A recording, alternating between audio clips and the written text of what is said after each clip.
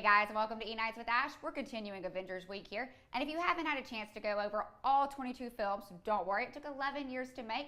I'm here to give you a rundown of our main players, the main six, the original crew going on right now, so that you'll know what to expect going into Endgame. This story goes all the way back to the very beginning when Tony Stark was an arrogant bachelor and Terrence Howard was almost an Avenger.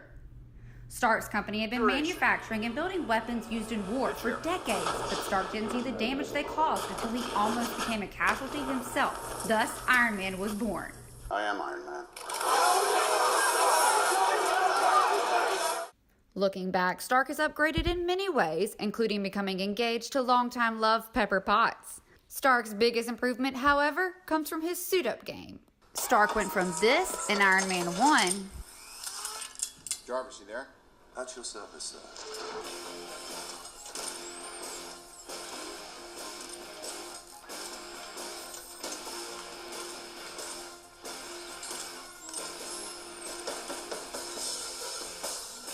to this in Infinity War.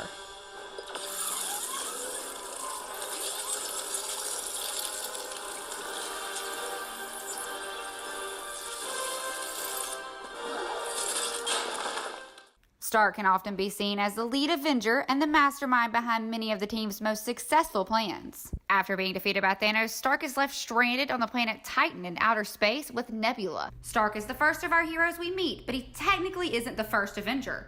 Now that title actually belongs to Steve Rogers, better known as Captain America. He became America's first superhero after he was injected with a super soldier serum.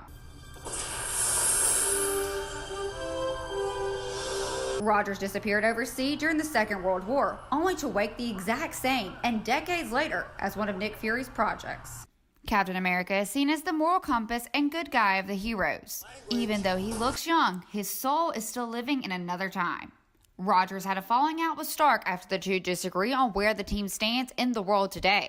Captain disappears with a couple other team members, only to reappear when he hears Stark has gone missing. Captain America is last seen in Wakanda, where he is battling it out along with other heroes against Thanos and his army. While Captain America is technically the first Avenger, he's certainly not the oldest. The title belongs to Thor, God of Thunder, Odin's son, and the rightful heir to Asgard. Thor has lived thousands of years in another realm as a powerhouse defender of his home, family, and people. He comes to Earth after he is cast out by his father Odin.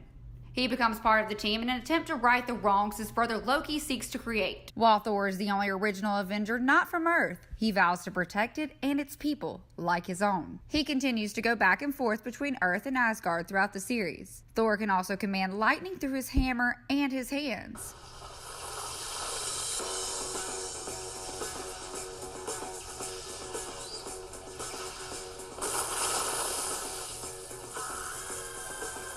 We last see Thor blasting into Wakanda and taking one last stab at Thanos before it's too late, only to realize he should have gone for the head.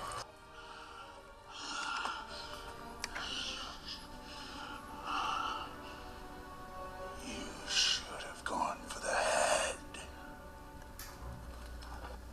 Dr. Bruce Banner is like an enigma, a brilliant mind with a dark, dark temper.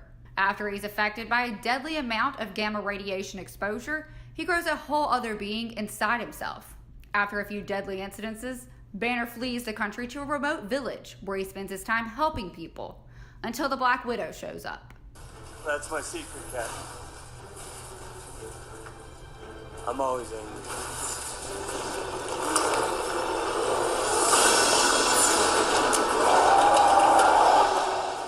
Banner struggles with his identity throughout the series, always trying to keep the other guy contained, unless something really needs to be smashed.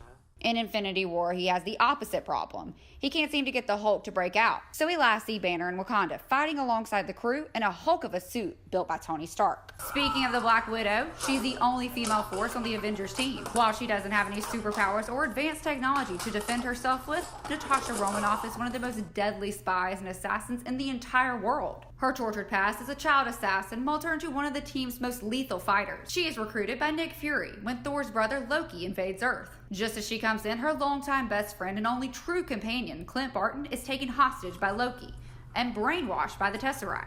Romanoff has always struggled with not having a family, which is why she was so torn when it came time to choose sides in Civil War. She ultimately sides with Cap and returns with him later when Stark goes missing. She too is last seen fighting in Wakanda.